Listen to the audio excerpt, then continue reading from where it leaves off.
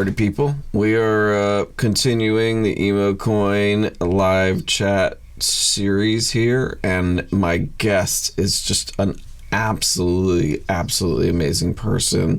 This is Eva Feta, and she runs Feta Booking, and she's just been a kick-ass member of our community and of our music business for a good number of years now, has worked with countless amazing artists, and really I want to say booking agent, but there's so much more to your career path, and there's so many more hats that you wear.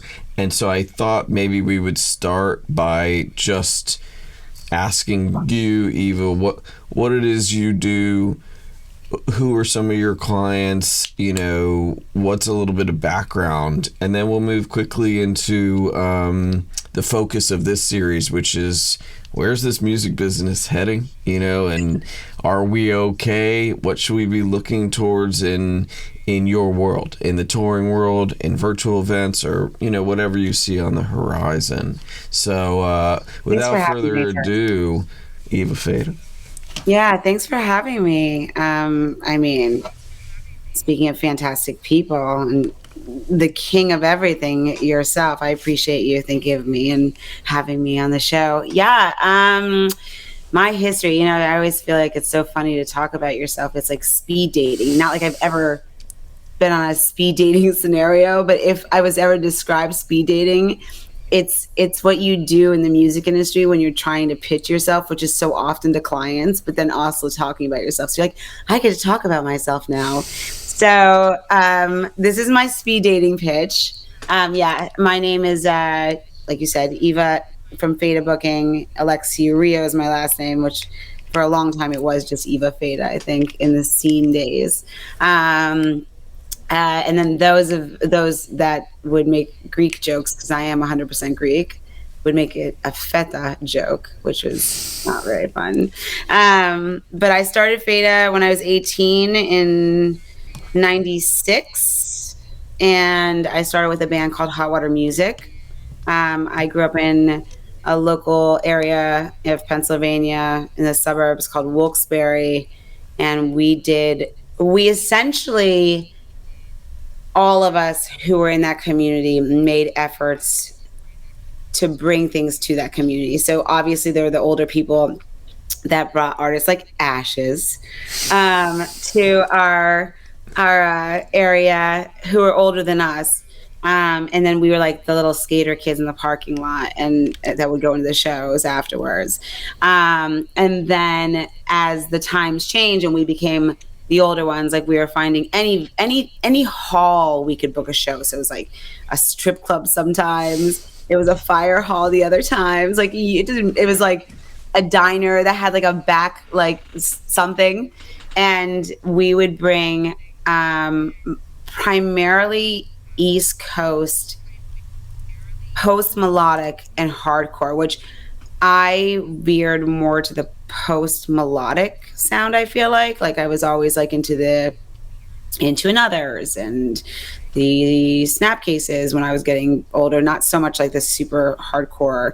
I had like the Sensefields and things like that, which then eventually kind of grew into like the Promise Rings and the Captain Jazz and the Get Up Kids and things like that. And so my second band ever, which is due to Hot Water Music, was Elliot, which was like such a great band. I mean, one of the most, and like I got to work with them on their very first album, and I got to work with my people at Victor, at Revelation, and my good friend, still up to date, Vic, with them, and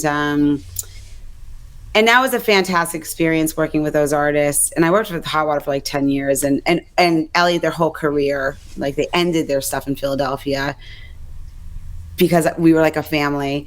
And my third band was Jimmy Eat World, and I worked the Clarity record. So here I am, basically at this time in college in New Brunswick, living in an area which is primarily very strong scene oriented. It was like the home once upon a time of like the Bouncing Souls. My bartender was Ari from Lifetime. Wow. The guys Jeff from Thursday, before Thursday was having the house shows, and then Thursday became Thursday in New Brunswick while we were on college. The Midtown guys lived down the street. I mean, it was like so many bands, like at the drive-in, people were sleeping on my floor. We had my roommate was, in Dilger's Escape Plan. And it was so like heavy, like just scene. And so when Jimmy Eat World and I were working together, I was flying from college to LA to sit in Capitol, like this, like, little, like, 5'4" nerdy girl, just like trying to know what I'm talking about. And I just remember feeling so fortunate, because I remember at one period earlier on in my career, maybe 3 years earlier, Kevin Lyman sat me down because Hot Water had a Warped Tour. Hot Water was getting big. And he was like, "Do you know what you're doing?" And I'm like, "No."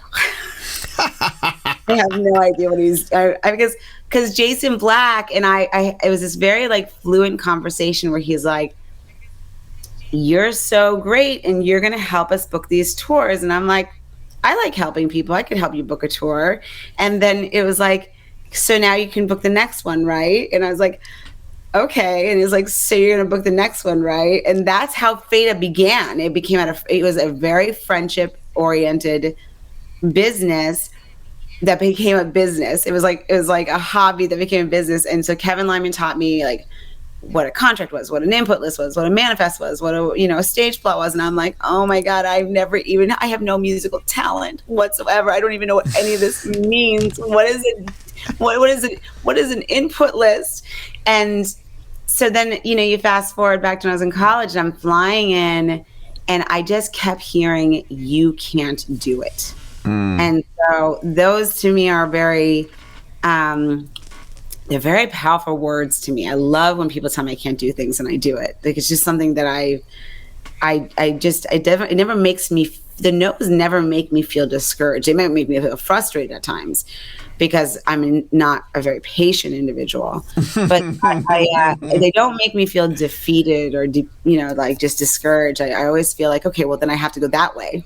I have to make the right-hand corner to get there or the left-hand corner to get there, but I'm going to get there. And, so then that just opened up so much. Like I finished school and I was in New York, and I was living, on 14th and B, and I loved New York at that time, but I think at that time it was lovable because it wasn't so cosmopolitan where I lived at the time. And there was a lot of people there that, we were all like poor and single together. It's a fun place to do that. When you're poor and single? Yeah. I think so. There's an energy to that. Yeah. For sure. And it just kind of like kept growing. Like then I feel like I just dipped I've always had a vast palette in many different genres of music. So then when I started working for Pretty Girls Make Graves, which Derek from Murder City Devils was in Philadelphia with Murder City Devils in my house in Philadelphia. Like I left New York, I moved to Philadelphia, I was 23. Wow. I bought a house in the Italian market, which was super cool at the time. It's still really cool, but I mean, at the time it was like very neighborhoody, and the Italian market's really fun because you walk through there at 7 a.m. and everyone's like, "Fucking put the lettuce the right way," and you're like, "Oh, Jesus Christ, just fix the lettuce. He doesn't like it that way." We were like hanging out in my kitchen. I've always had bands, even in Wilkes-Barre, sleeping over my house. It's just a part of being in that scene, I guess, at the time. Totally. And, I had the same thing. Right. Totally. How many bands slept at your house? Like, right. Yeah. And I just remember him being like, "I had this band I'm starting. You want to listen to it?" And I listened to it. It was Pretty Girls Make Graves, who I still am like head over heels. I think that listening to things like Olivia Rodrigo and all I hear is Bikini Kill and Pretty Girls Make Graves. Like I'm like, all I hear is like Rebel Girl. Like that's like all I hear, or like Pretty Girls Make Graves. And I think it's great that the people that help her find her sound are inspired by that sound, because it was such a great time to be in a generation of music that was kind of bringing out like this kind of punk morals but different sound with it. And I remember at the time I was working for the Blood Brothers, I remember they wouldn't they wouldn't play venues that went through Ticketmaster. Like as an agent, I had to work through tours. I'm like, okay, so I can't book them here because you work with Ticketmaster, and then you get yelled at and the phone hung up on you. Like, I'm like, okay, well, that went well. Great. Next phone call.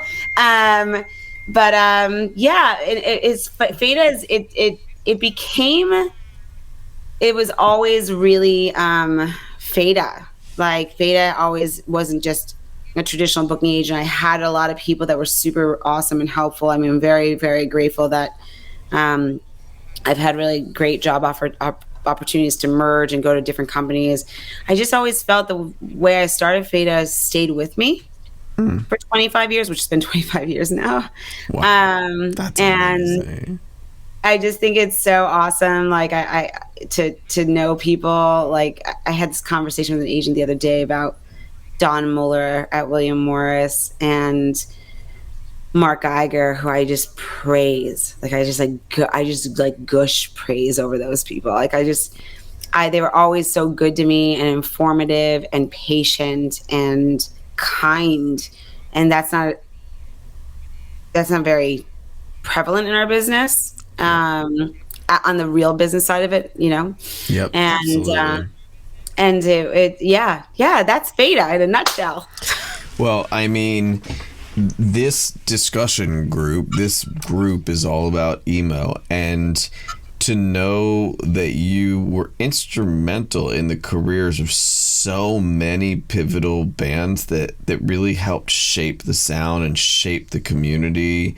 It's just a real honor to talk to you and get your perspective on, you know, things like the music carrying through and filtering into today's pop, and also just the culture that really surrounded the concerting part of our foundation, because there's just never, in my opinion, and I really want your expert opinion, but in my opinion, like, we've never been in a more transitional time for touring.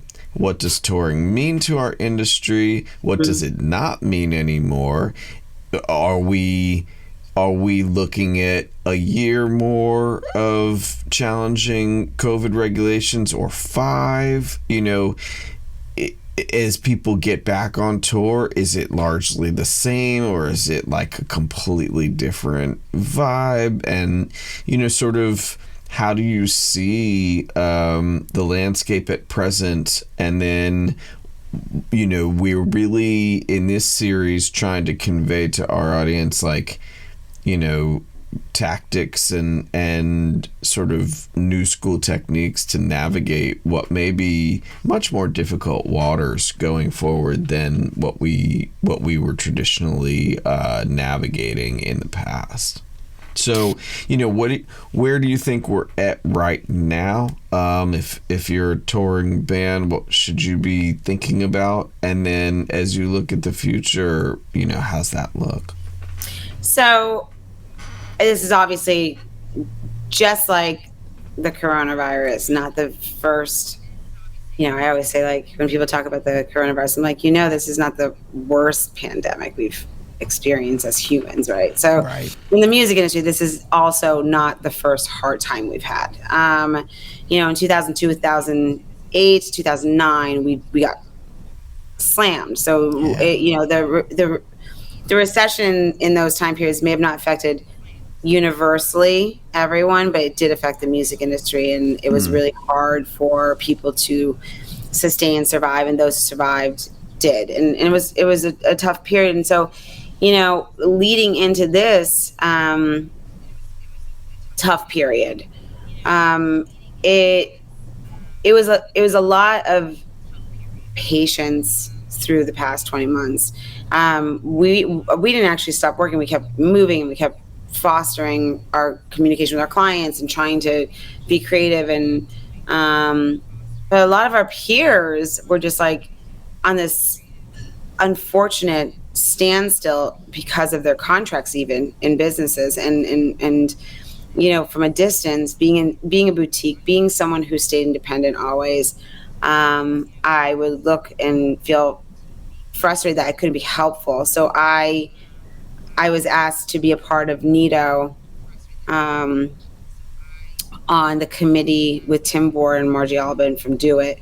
And my FADA office also got involved with that. Chris and Kalani, to streamline whatever opportunities was possible for anyone. So it was like a database, like a community of all the non-corporate agencies, managers, and business people, in a membership that was able to have, our committee, excuse me, giving them opportunities for their clients, which is where the live streams and the who's doing what. And this state has open regulations, because there were states that never actually shut down, Right. The way like we on the coast did, for example. Sure. Because you're in DC and I'm in Philadelphia, and we had very aggressive shutdowns, obviously. Yep.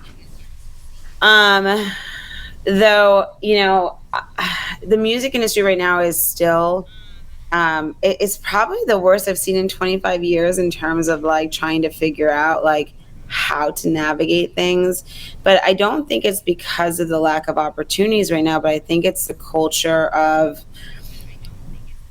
the bands that are currently doing well. And by doing well, I mean streaming or has attention, because there's been a lost path in, I always tell people, like, don't look at Spotify as a god, right? Like, yes, it's important.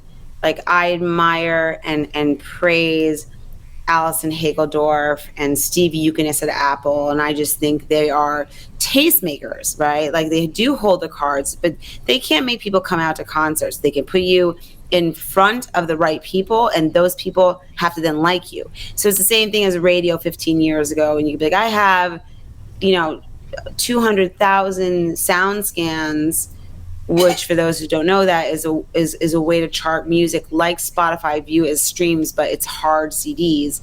And in Travis City, Michigan. And we would say, okay, but we're going to take 1% of that and see if that translates into attendance. It's not very unfamiliar to us. So, but the thing is, the younger generation artists that are in their early 20s, who are able to make music easier than maybe the reel-to-reel artists 20 years ago or 15 years ago, whatever, are creating so much music, and it's streaming. They're like, well, we can obviously get on support with these larger artists, and that's all we want to do. It's a one and none. But now, so one and none, it's kind of like, well, I'm going to fit into these jeans, or I'm not wearing pants. Like, the one and none is a very hard thing, because you're giving no other option. And I, as an agent, as a creator for touring growth atmosphere, I'd never like the one and none, because I'm like, there should be room to explore multiple different facets of artist development on the road. And I think that people look across the pond prior to the pandemic, saying that person, without knowing their full actual history, how long they've been working, how long they've been writing with people, how long they've been releasing music, how many demos they've scrapped, whatever. But then now, post-pandemic, not that we're post, but you know what I'm saying, we can work. Yeah, as we move forward, yep. A lot of those old imprints of I want to support are still there. But the opportunities now are like, these are the bands headlining, and you have 100 minimum bands going after the same tours. So then what do? Do you sit home? My answer is no, but the artist's answer is yes.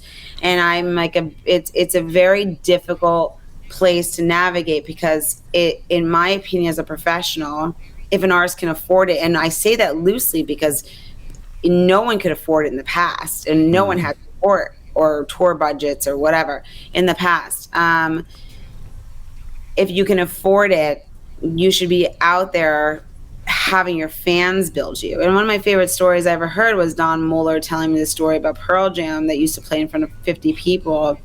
And they would have these huge shows as if they were playing in front of arenas, and then someone dropped off Lala, and then Boom. they got the slot, right? Yeah. So I mean, it's a very difficult place to navigate because you have older imprints pre-pandemic that are like, this artist is doing that, we need to be on this festival, which I never think festivals break bands. So I think it's like resume boost, but I don't think it breaks bands unless you're on the main stage higher up. Sure.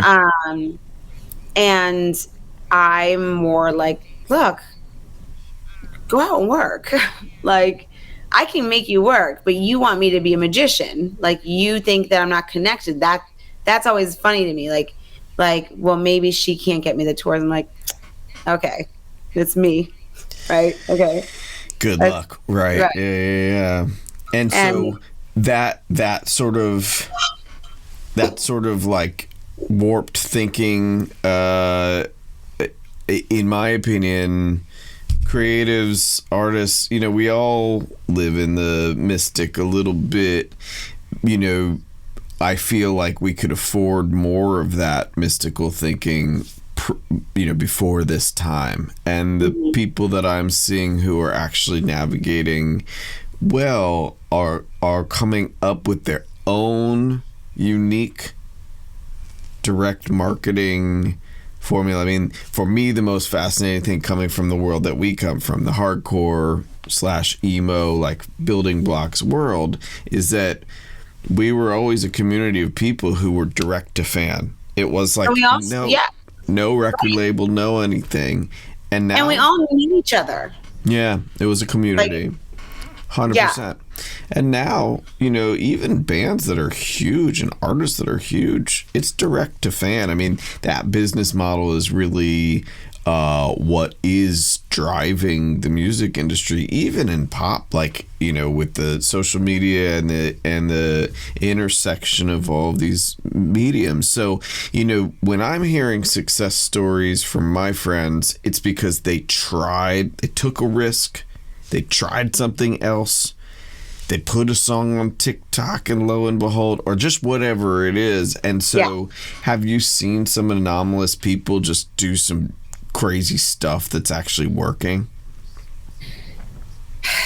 Yes and no. I mean, TikTok's a funny place, right? I think TikTok's like I never knew TikTok pre-pandemic. And in fact, like, I probably found TikTok, or I should say watched TikTok, maybe April, when like the next month that we're all home, and it was like dog videos, right? And somehow the internet heard me and then gave me everything else that are not dogs. I'm like, what happened to the dog videos? I'm like, damn you, Jeff Bezos in my house.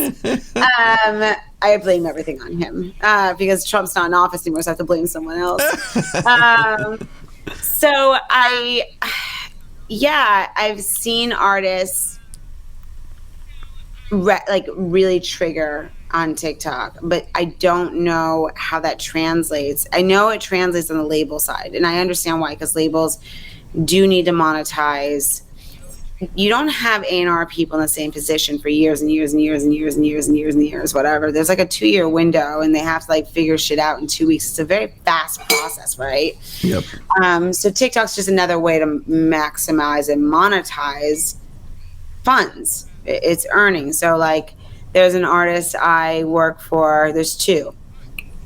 There's Shuba, and there is Kesley Boo, who are both TikTokers. And their Spotify is like slowly growing, but both of them, it's like, how do you use your TikTok successfely, really, right, and translate that to music, right? Like, I personally think it doesn't. I haven't seen that. I mean, I really think that some of the old school like models are coming back, and I think some of the promoters are a little resistant to it because expenses are much different than they were maybe when these old school models were happening. And I understand that. But I think that if, in my opinion, they were a little bit more open to them, you would have a better outcome. So, for example, when before the Strokes release their first album ever, they did a 4 or 5 city residency, and they hit DC, and they hit Philadelphia, and they hit New York and Boston. It was 4 cities. I don't think there was a fifth. And they did every single week on off days for 1 full month, every single week. And so I had seen the Strokes in front of 20 people, and the next week it was 40 people, and the next week it was 70, and sold out, right? Wow. But the deal was a $5 ticket to get in, and there was a 2-hour drink special for $1 well drinks and $1 whatever local draft, whatever draft they would, so Philly was lager. Right. Lagers from here. And yeah, I mean, for those of you who are not Philadelphians, that's lager. We got to make sure we're like, it's a lager, yes, but we only acknowledge it as lager here. But it's, and so that was such a creative way to do things. And I remember Brian Dilworth was the promoter in Philadelphia that did it, which passed away right the first week of the pandemic, which is a very huge loss for all of us because he was a fantastic human being. But it was like this amazing marketing idea, right? Like, all of the hipsters have no money. $5 to get in just to pay 2 hours worth of dollar drinks is a shoo-in, right? It's just it's awesome. It's brilliant. That's awesome. And the room is not separated from all ages or drinking, because the whole idea is the drinkers are slowly merging to see and listen to the band, right? And that was before the Strokes had any kind of presence with whose parents are who, and their album wasn't out. And so it really opened the gate strong. And I remember Mike Thrasher, which is another promoter that died in the past 2 years, young, and he in Portland would do these low-dose shows, and in Portland, Oregon, and these low-dose shows had the same concept. They were like $5 shows. Let's get everyone packed in, because a lot of these promoters could make it up in the bar. They really could. And so when you're presenting, it's funny, I work for this great band called Whitehall right now, and Kevin Ratterman from Elliott, who also, does all the My Morning Jacket, producer, and White Reaper and whatever, is working with him. I'm so excited because I love Kevin like family. We're the same age, and we've been friends since I was 19, and perfect. I've worked for Elliott forever, and so now he's working with one of my baby bands who I adore. We were talking about that when I was in LA recently, and I was just like, it's just about getting creative right now. And so who's going to work with you creatively, though? That's the question. Like, will the promoter work with you? And I mean, a lot of times the answer is no, but no is not really an answer. You just keep going and say, well, what about this style then? Well, how about this then? Well, what level can we get a yes? Right. People have to be willing to try something, anything to get their stuff ignited, I feel like. And I teach Wednesday nights at Drexel University, the touring class, and there's a young woman in my class, and she's a front singer of, this, I call it feels very Riot Girl to me, which nice.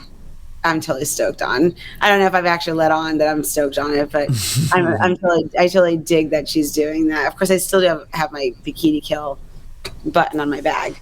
And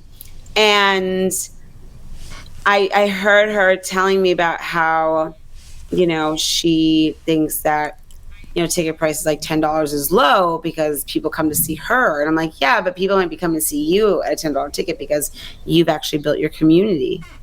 And that's really cool. You're building your community. So I'm all about the street soldiers. Yeah. I think that, if people right now are able to think uniquely, I think that this is a really good time in the music industry to take it back a little bit, tweak some of the old while adding the new, and make it something, make a Paloma cocktail out of it. My new favorite infused alcohol drink. There you go. So change it up, take the old and the new, and look at the bands. You can't ever compare yourself to the bigger bands, because if you're not willing to work the way they did, you can't be them. Right. It's like people will say things like, yeah, I want to tour with my morning jacket. I'm like, my morning jacket played in front of 50 people for years. For a long time.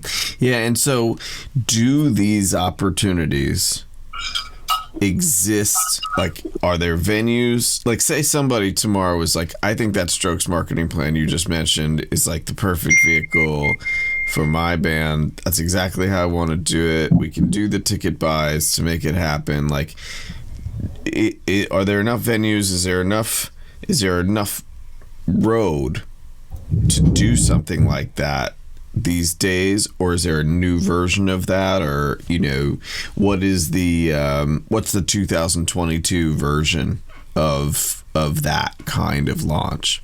So I say yes. I think there is. Like, there's a few artists that there's a few promoters that are doing these like really cool built-in nights. So there's Oklahoma City, I feel like, is like one of those states where cities and states where I'm like, oh God, Oklahoma.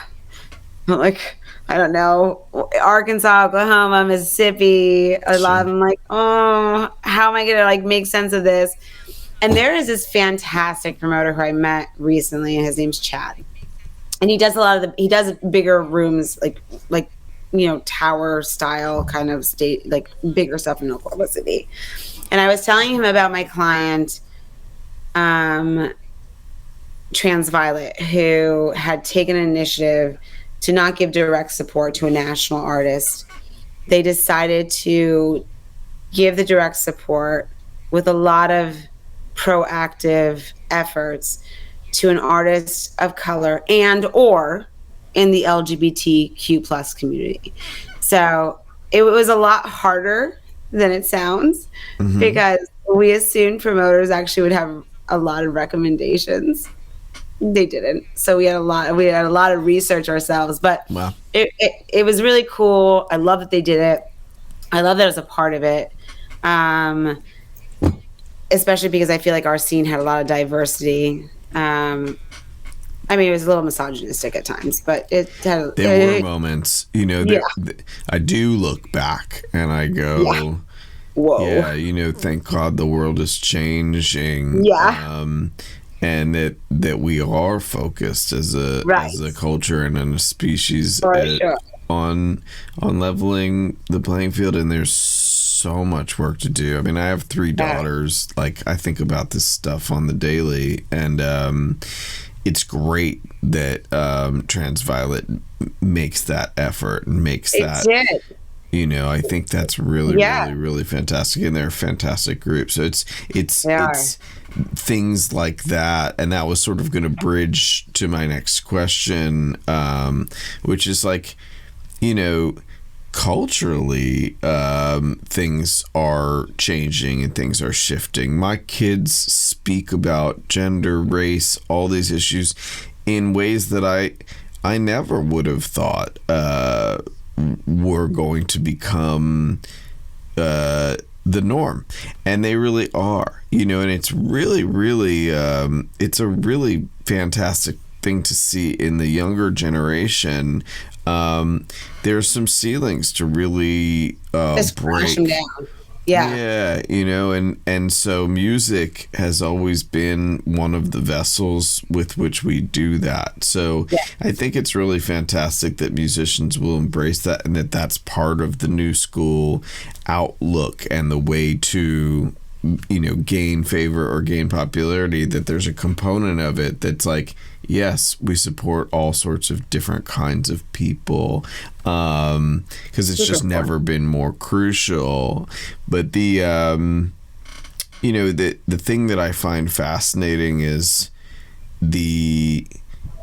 it's so great to hear people's success stories in these missions, whether it's breaking out in a cloudy market, or whether it's taking on a new cultural initiative or a new kind of outlook.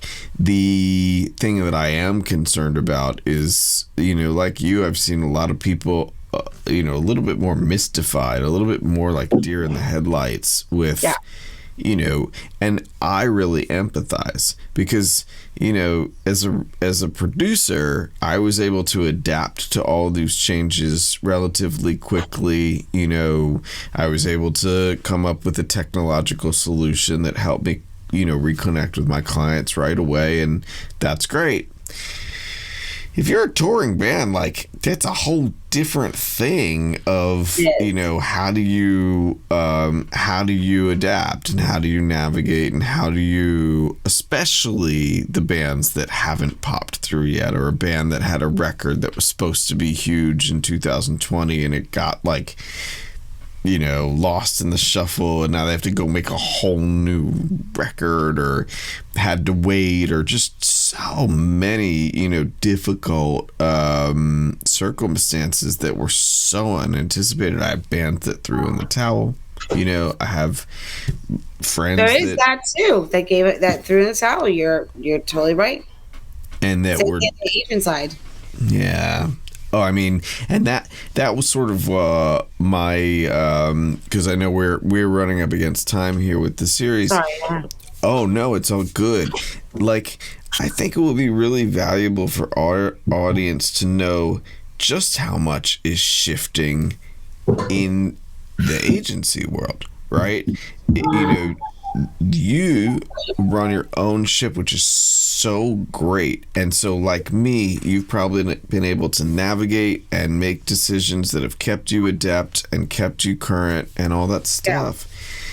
Yeah. In the larger agency world, I know 2020 was really tough, and with Paradigm and all that stuff is when I talk to some of these folks, dear friends of mine, whether they're at big companies like Live Nation or CAA or whatever, everything's on the up again. You know what I mean? And I'm like, really? For real? And it's just this, it's almost like they have to say it. They are convincing themselves, it's all good. And I'm like, it's an affirmation. So what do you really think? Do you think that we will see some in total 3 years from now? Will the bigger agencies still have the kind of power and command of these markets that they do now, or are we looking at plate tectonic change? That's my sort of last question, and you would know better than I would. I would say that's a 2-part answer. You're going to see my adorable husband walk by. Oh, awesome. With garbage. Should I walk by? You can walk by. Go ahead. You can say hi, though. Hey. Welcome. Who's taking the garbage out? That's awesome. I'm in his bar because my office is freezing. Oh, no way. And my husband brews beer, and so he has a bar that is warmer than my office. It's your bar too. You just don't use it. I don't drink beer or like beer or want to brew beer, so this is not my bar. I don't drink anymore much either, but my family brewed beer. We Really? Yeah. When they came over from Germany, they launched a beer called Rheingold. Nice. And you can still get a Rheingold in Brooklyn. It still says Lietman Family Brewery, and it's owned by different people now, but that's my family. Love that. Yeah, Joe is in a touring. He was hidden in Plainview drive-through. Oh, so cool. And then now he's a 5th grade teacher, but brewing. He's been brewing probably for 15 years. So the hops are like the meanest weed out there. They will kill any plant. So I would recommend you never letting anyone that brews beer put hops in your garden. Just. Especially if you like flowers. Oh my God, that's incredible. Hey, the things you learn. I had no idea that a hop was an aggressive, that it was an aggressor like that. I had no clue. Are grape leaves, though. I mean, so are grapes. It's a vine. It will be like, okay, I'm going to just wrap around, But so to answer your question, I mean, since working in the music industry, I have 25 years in my belt. I was 18. I'm 44. I love my job. There was a period where I had to really learn if I actually liked my job, right? Because I've been doing it so long. I have a master's in psychology. I did do the school thing, and I was like, I can leave at any time, and then I never leave, right? Yeah. My I degree's love in my psych too, by the way. yes, so good, right? It helps in our business actually. But I do love my job, and though I do feel that I'm so excited to see so many independents again, because after the 2008 2009, everyone got swallowed up, and it felt very lonely, and it felt very like I was very little in the consideration department. So I really like that there's a lot of independence, but the CA, William Morris, UTA, they're not going anywhere, and I don't want them to go anywhere, to be honest with you, because they are extremely beneficial in what they do, and there are fantastic people that work there. I mean, there are exceptionally wonderful people that work there. Like in Wiseman paradigm, whatever. I mean, I have so much respect for Corey Christopher and Marlene at CAA, and I've already told you about my Don Moeller and Ron Obleski and so on and so forth. I love these people as people and as agents and what they do. They're not bad people because they work in the corporate monster world. They're fantastic. I mean, even Gally Marquis, I mean, I don't spend time with them the way I used to when we were younger, but I love those guys, and they're great, and they're fantastic at what they do, and they're just fucking ballers, right? There's a place for all of us, and there's enough success for all of us. And when it comes to artists, the people that leave, the people that they work with, like, Gally was an independent. He merged the companies that were bigger. People can do things in their career to leave if they want to, but bands that leave regardless if they intend to or not. Like, it's not, like, we are in a very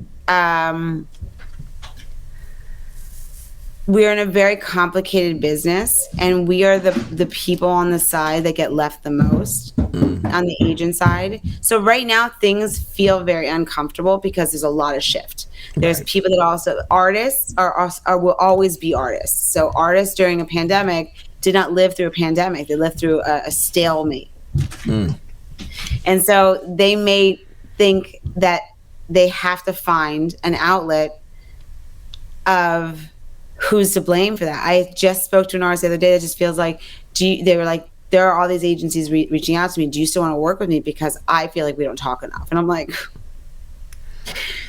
well, we could talk more, or you can go work in a different agency, and that's also fine with me. Like, I mean, but you're not going to put this on me. I won't take ownership of that. So I just feel like right now there's always going to be a place for all of us. I don't think the music industry works without all of us. I think that you need like, yep, that's what you get for coming here. Sorry.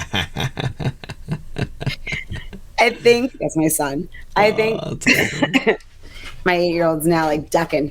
I think there's a place for all of us. It's not so much when you and I were, like, it's like now, like, everyone's wearing selling the Salvation Army size 54 waist jeans for $150. It's not the days where we all went to Salvation Army and bought size 54 waist jeans.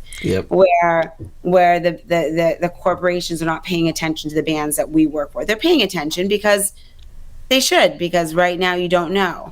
But they are also developing small artists. We're kind of all in this at the same time, and we all have our place in it. So I feel like I think that my latter half of my musical career is the best lesson I've given my own self, is to not be so mad at people if I'm not working for them later.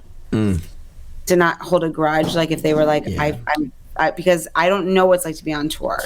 I don't know what it's like to like feel like I'm not going to make it. You know what I mean? But I think that right now is a really, wonderful place in music in terms of being creative. I think we all have a place. I think it's awesome that there's a lot of independence. I think it sucks for Ari. You're blinding me. I think it's awesome. Like, I think it's awesome that these people that were maybe stuck in contract were able to leave and start their own companies and keep their rosters. And I'm just excited for opportunity. And I think that anyone that is new in the business should look at the way we did things when we were younger and find an opportunity. And that's something I tell my students on Wednesday nights. I'm like, friends in bands, go work for them. Yeah, it's such a great message, and I totally agree with you that if you're not driven, this is the worst music business you could ever enter. But if you are driven, and if you are a self-starter like you are, like I am, and like all of our successful friends are, it's never been a better time. It's really that time where, like, yes, if you build it, they will come. There's not much else that I'm seeing that moves. So it's just fascinating. And, just to sort of recap and close, like, for me, it's just incredible to talk to you, who've had such a rich history with all this stuff. And to your point, you've navigated some very tough challenges, because I know when COVID hit, that was my attitude too, because I'm like, I never expected to get this far in this business. I have no idea. Like, I thought I was gonna be sleeping on a futon for whatever. I had a mattress on a floor when I met my wife. You know what I mean? Just like, I just thought that's what being a musician is. So I never thought I was gonna get this far. And so I'm kind of like, well, I don't care what's in front of me. I'll just figure it out. And I think that, and I literally remember thinking March 2020, like, we've had challenges before. It's like, it's not that you have challenges, it's just how do you adapt and who are you? And when you're staring at the abyss, that's when you find out who you are. And we were all staring at the abyss last year. So it's like, I think it's incredibly inspiring to hear your story. And I just really, really appreciate you sharing that with our audience here and bringing your unique insight into this world, because emo itself, hardcore, the community that we come from, we really are about surviving and thriving no matter what gets in our way. And and I think that perspective is just it's so vital right now. Yeah. So it's a joy to talk to you about it. And I'm looking forward to, we're working together on a great project, and I'm looking forward to that, just being this awesome thing, and to many more that we can collaborate on in the future. And again, thank you so much. Any if any of our audience wants to contact you, or what's the best way, like your Instagram, like what's the best way, like somebody can drop a line to you that's not going to be intrusive, or a good place to find you? So email's always best. But I actually have like insane notification OCD. I have to clear all my notifications. So if there is a pending message in my Instagram and I have that notification, I will see it and I will read it and I will respond. Like, awesome. So Instagram is also fine. But here, and what's the address? I think it's just Eva Feta. My Instagram, I think it's Eva Feta. It's not my full name. I think it's actually Eva Feta. Okay. So. Okay, wait. No, I have an emo funny question for you. Sure. Because we're around the same age. I think we are the same age. Are we the same age? Yeah, I'm 45. Okay, so we're the same age. I cannot stand the emo non-emo conversation. Is my morning jacket emo? Answer it. So I say no. But yes, it's a no. Okay. Because, and so I always address this conversation, and it's funny, like, even like when people are like, oh yeah, the Juliana theory is emo. I'm like, no. So, and this obviously dates me immensely, but Whatever. I always tell people that the original emo artists hated that word. They hated being coined that word. They hated being associated with the words. That's where indie rock came from, because they merged that word into indie rock. They're like, we're not even so like the Captain Jazz, the Promise Ring, all of those artists. Jade Tree family. All the Jade Tree. I mean, minus Kid Dynamite. We don't want Dan Yeeman to call us tonight and be like, did you just say? No, 100%. But I will hearken back to when Tim Owen had he was the first person I ever saw that had that hairstyle, and that hairstyle stuck, even though he doesn't have it anymore. I could look back and say, yes, Tim, there was a time. There was a time. But this is like, I feel like as a soldier of our era, the emo, when people are like, that's an emo band, I'm like, no, Hot Topic bands are not emo bands. I'm like, please spare me my gut-wrenching pain by calling them emo bands. I'm like, we had genres back then, right? Like, we had like hardcore, post-hardcore, melodic. Sure. We had Riot Girl, we had punk, we had like emo, indie rock. We had genres, no genres now. So I'm like, no, don't get your non-genre confusion. We were not allowed to leave our lane. Like, you were not allowed. There were people that called Minor Threat a punk band and a hardcore band. That is still a consistent and ongoing argument. Were they a punk band? Were they a melodic band? I mean, or a post-hardcore band? Which one is it? Yeah. Growing up in DC was amazing for me, though. I mean, I bought my Minor Threat Salad Day 7-inch from Ian, because he worked at Yesterday and Today Records down the street from me, and I was 12 years old. I would come in with like a Sid Vicious shirt on, and Ian would talk to me for hours at Yesterday and Today Records in Rockville, Maryland, and Jamie Canty from Nation of Ulysses used to work there. Danny Ingram worked there. I mean, this was I think about it every day, how lucky I was to grow up in DC and to go to my first show as a Fugazi protest, because they never played real shows in DC. They were all protests. They were all right in front of the Capitol. Yes. Oh, that's so dope, though, too. Oh, it was a great education, and it was a great, very humbling. It's what I go back to. And then just to close it, what people I think don't realize is that those $5 shows and that direct to marketing thing that started with Ian. That was Ian Mackay's platform focus. He just said, you should never pay more than this. Who cares if you drink or not? I don't really care. I don't, but you should. And don't pay more for our shows. If you do, you're getting ripped off, and we're angry about it. We're more angry about it than you are.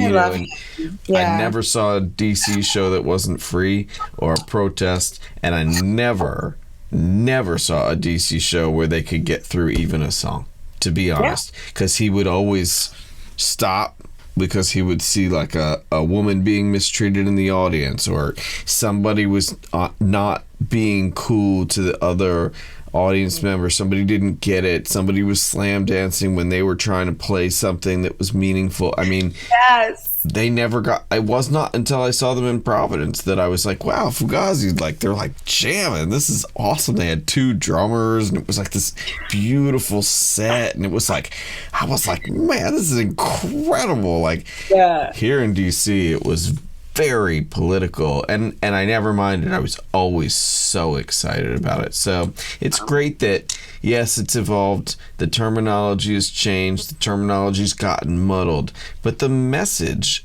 I mean, that DIY message and that message of inclusion, we've covered it in every part of our conversation today, and punk rock and Minor Threat is exactly where it started. And so I'm like you. I'm looking at a very bright future for music and, whatever genre you're in. So anyway, thank you so much for being here and sharing your insight. It's great that we have such a rock solid friendship, and I'm looking forward to working together so much more in the future.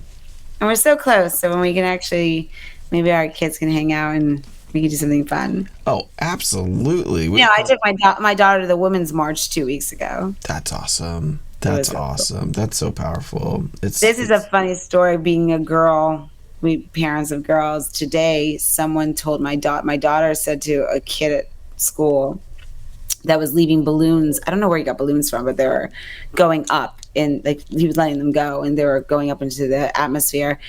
And she goes, "You shouldn't do that." And he goes, "Shut up, bitch."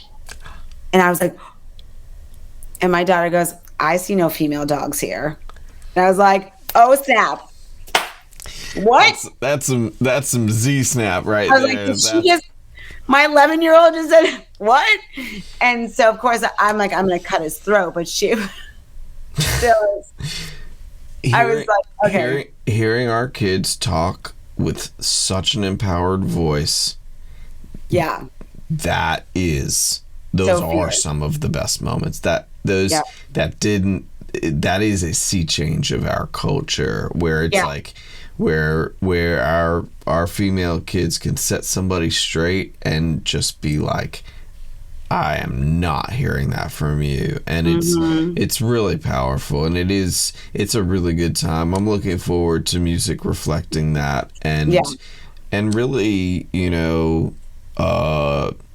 I've just started to see, I thought I was going to see more of this during the Trump years, and I didn't see authentic punk rock energy until actually this year. And now I've been to a couple shows where I'm like, there it is. I can't understand a word you're saying. And you're beating yourself on your head with a microphone.